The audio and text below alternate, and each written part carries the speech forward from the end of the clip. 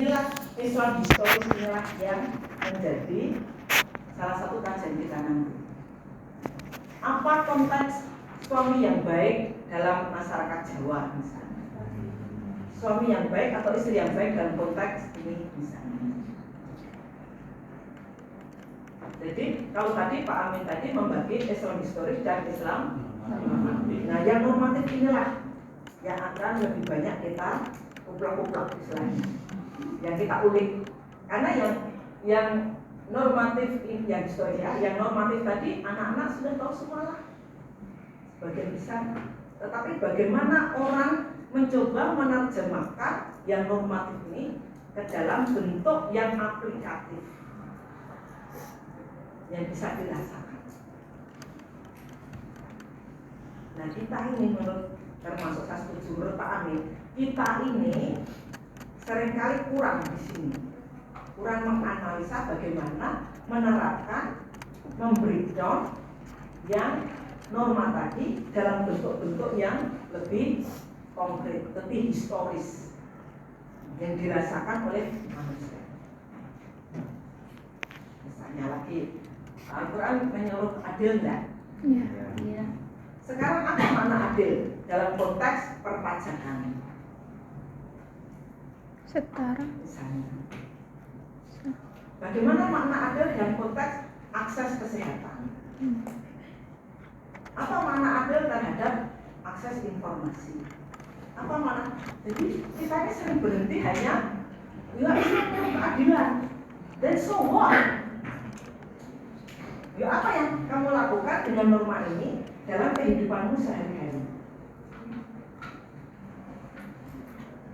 Kalau kamu menjadi ketua kelas, bagaimana berbuat adil kepada kelas?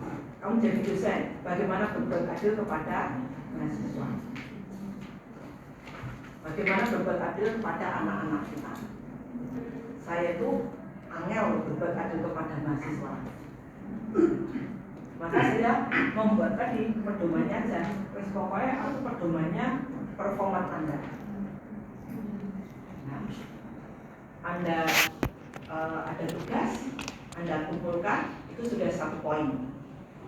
Tapi nanti kualitas yang Anda kumpulkan, nah itu another point. Itu poin yang lain lagi.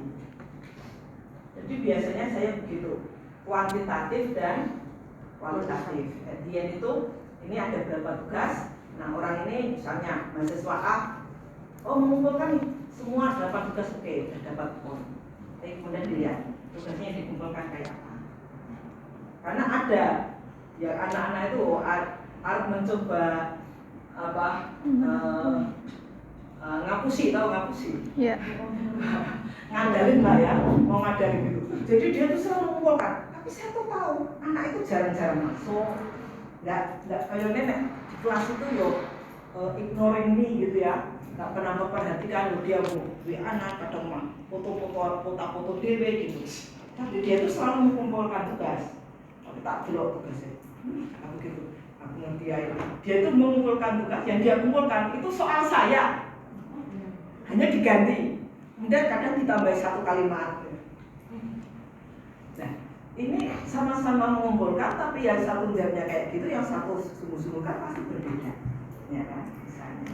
Jadi saya pedomannya itu aja, pedomannya itu aja.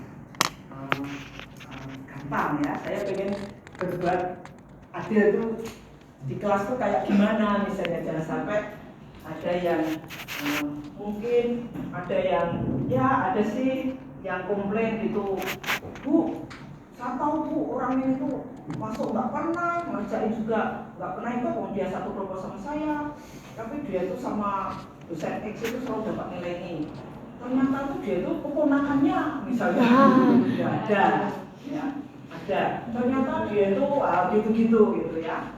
Nah itu tidak sedikit yang komplain ya, komplain memberitahu misalnya kayak gitu. Karena anak itu ya pernah komplain ke saya juga gitu. Bu, saya kok dapat nilainya beda sama teman-teman gitu. Tak tanyain, kamu ingat enggak waktu itu kamu ikut presentasi enggak? Enggak. Berarti kamu tuh udah gak ikut presentasi, berarti gak ikut menjawab juga kan? Masa kamu mau ikut sama temanmu misalnya gitu.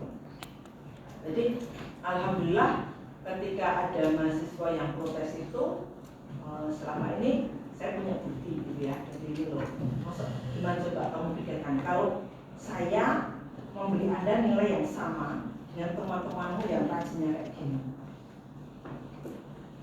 itu saya adil enggak? Jadi dia tak suruh mikir sendiri.